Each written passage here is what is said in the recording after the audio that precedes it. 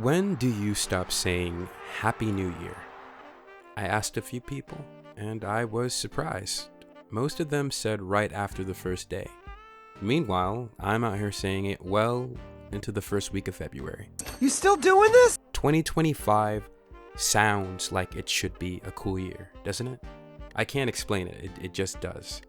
But then you look around at the state of the world and suddenly optimism feels complicated. Every app, every news source, it's like dread is dripping out of the screen nonstop.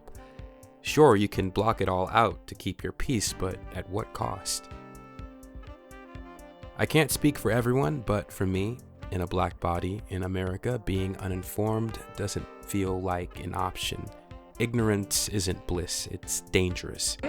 If you don't read the newspaper, you're uninformed. If you do read it, you're misinformed. So what do you do? That's a great question. But even when you try to stay informed, it's like the ground shifts beneath your feet. With AI on the rise and misinformation everywhere, you start questioning what's actually real. My worldview has stretched so much, I find myself considering things I never thought I would.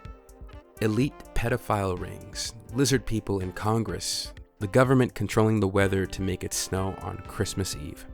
Coincidence? I think not. I feel silly even saying it, but honestly, some of it has to be true, doesn't it? And if it is, the real question becomes, how does any of this help me pay my rent? It doesn't. The lizards aren't covering my late fees and the snow machine isn't fixing my budget. Meanwhile, I'm wondering if I can put manifestation down as a financial strategy. You ever feel like life is just a never-ending game of choose your fighter, but all the options are exhaustion, inflation, and vibes? And we gotta pick the vibes. And yet, somehow, we're all expected to act like this is normal. Go to work, hit deadlines, reply to emails with, "Hope this finds you well," when really, you're just hoping to find your keys and the energy to survive the week. But even with all this chaos, here's what I'm holding on to. The idea that a new year brings possibility, a chance to rewrite the story, even if it's just one page at a time. Maybe that's what keeps us going. Not delusion, but the quiet belief that there's still something better ahead.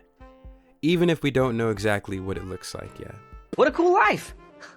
So Happy New Year, whenever this finds you. Whether it's January, February, or July. Whether you're starting fresh, starting over, or just trying to make it to tomorrow. There's no wrong time to hope for better days. Oh, I know that's right.